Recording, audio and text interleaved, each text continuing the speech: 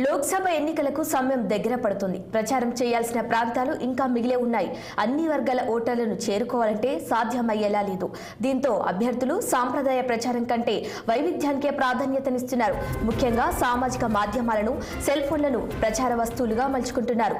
యువతను ఆకట్టుకునేందుకు flash mob డ్యాన్సులు చేయిస్తూ ముందుకు వెళ్తున్నారు.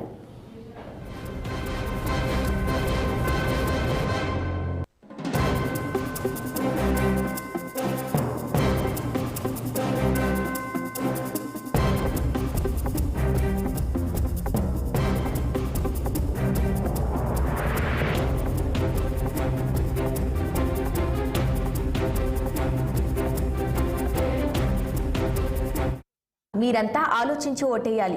ఇదే విషయాన్ని మీ బంధుమిత్రులకు కూడా చెప్పి నాకు ఓటు వేసేలా చూడాలి అంటూ ఓ పార్టీ అభ్యర్థి సామాజిక మాధ్యమాల్లో వీడియో క్లిప్పులు పెట్టి అభ్యర్థిస్తున్నారు.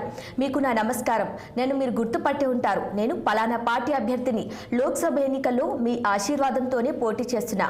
మీరు నాకు ఓటు వేసి దీవిస్తే 5 ఏళ్ల పాటు అండగా ఉంటా అంటూ మరో అభ్యర్థి ఓటర్ల ఫోన్లకు మెసేజ్లు పంపిస్తున్నారు.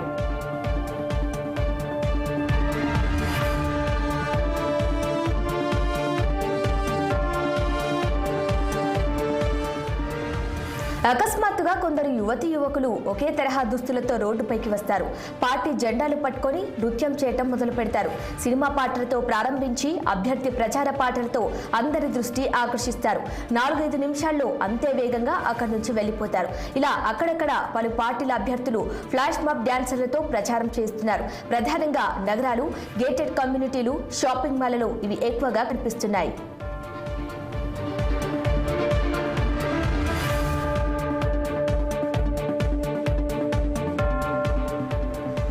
శాసనసభ ఎన్నికల్లో కాంగ్రెస్ శ్రేణులను ఊపేసిన 3 రంగుల జెండా పట్టి బీఆర్ఎస్ శ్రేణుల్లో జోష్ తెచ్చిన గుర్తులు గుర్తుంచుకో రామక్క పాటలకు దీటుగా లోక్సభ ఎన్నికల్లోనూ ఆయా పార్టీలు కొత్త పాటలు రూపొందాయి. గ్రామాలు, కూడళ్లలో ప్రత్యేక బృందాలు వీటిని ఆలపిస్తూ ఓటర్లను ఆకట్టుకునే ప్రయత్నం చేస్తున్నాయి. అభ్యర్థులు సైతం తమ పేరుతో ప్రత్యేకంగా పాటలు సిద్ధం చేయించుకొని మోత మోగిస్తున్నారు.